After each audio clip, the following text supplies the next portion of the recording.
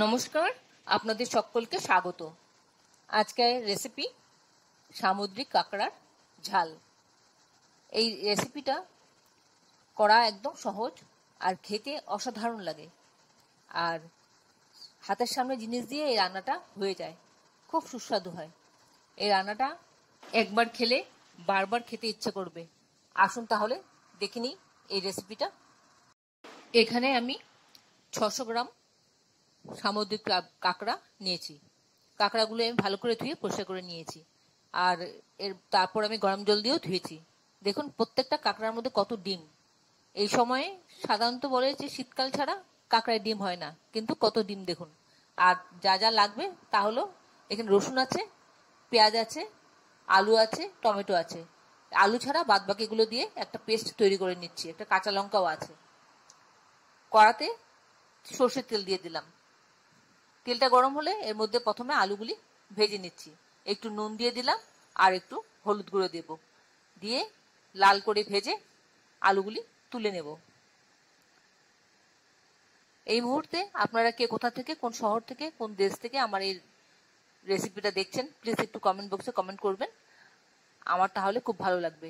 আর নতুন কোনো বন্ধু প্রথমবার আমার চ্যানেলটাকে দেখে থাকলে আপনাকে একটা বিগ হাগ জানাচ্ছি। চ্যানেলটাকে সাবস্ক্রাইব করে নেওয়ার জন্য অনুরোধ রইল। পাশে বেল আইকনটা অ্যাক্টিভেট করে নেবেন, যাতে পরবর্তী আমার সমস্ত রেসিপি নোটিফিকেশন সবার আগে আপনার কাছে এসে পৌঁছয়।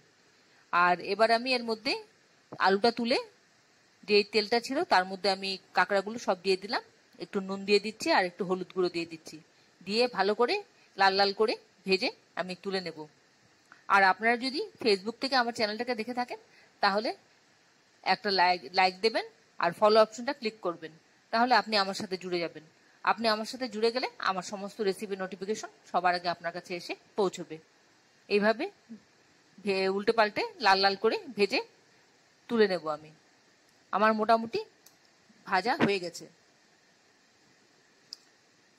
এবার আমি এটা তুলে নেব।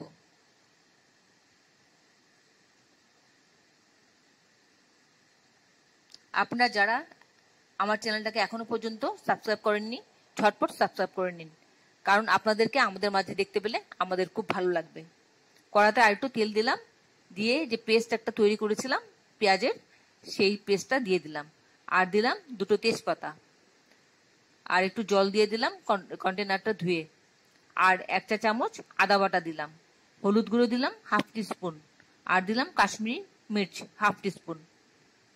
দিয়ে ভালো করে মিশিয়ে নেব।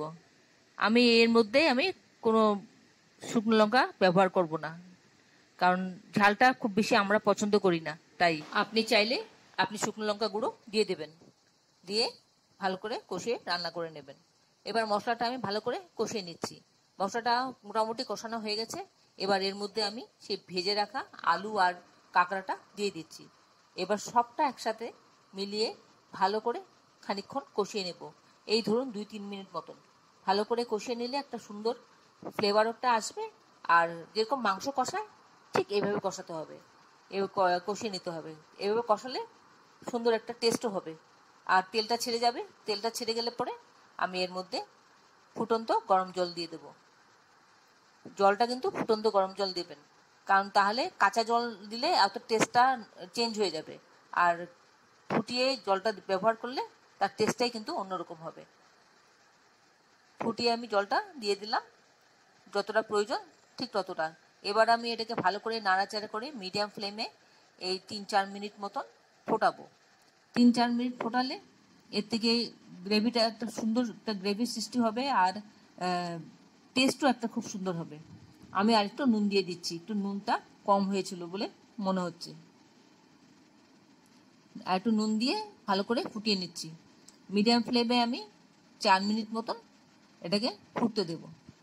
একটা গ্রেভিটা একটু ঘন হবে আর সুন্দর একটা ফ্লেভারও হবে, টেস্টও হবে। 4 মিনিট পর আমি এর মধ্যে 1 চা চামচ গরম মশলা দিয়ে দিলাম। 1 চা চামচ গরম মশলা দিয়ে একটু নাড়াচাড়া করে নেব। নিয়ে মিনিট খানেক মতন একটু নাড়াচাড়া করে নেব। নিয়ে আমি একটা ঢাকনা দিয়ে ঢেকে দেব। এটাকে স্ট্যান্ডিং টাইম দেব। স্ট্যান্ডিং টাইম দিলে পরে সব কিছুর একটা স্ট্যান্ডিং টাইম দিতে হয়। স্ট্যান্ডিং টাইম দিলে তার স্বাদটা একটু অন্যরকম হয়। তেজপাতাগুলো আমি বার করে দিলাম, ওগুলোর কাজ শেষ। এবার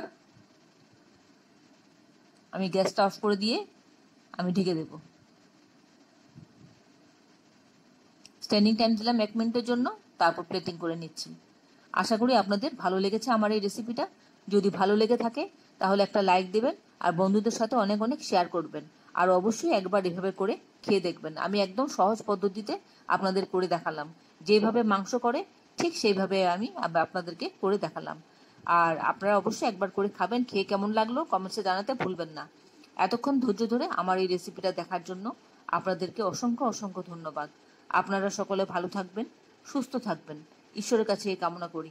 আর এই ধরনের নতুন নতুন রেসিপি দেখতে আমার চ্যানেলটাকে সাবস্ক্রাইব করে নেবেন, পাশে বেল আইকনটা অ্যাক্টিভেট করে নেবেন, যাতে পরবর্তী আমার সমস্ত রেসিপির নোটিফিকেশন সবার আগে আপনার কাছে এসে পৌঁছয়।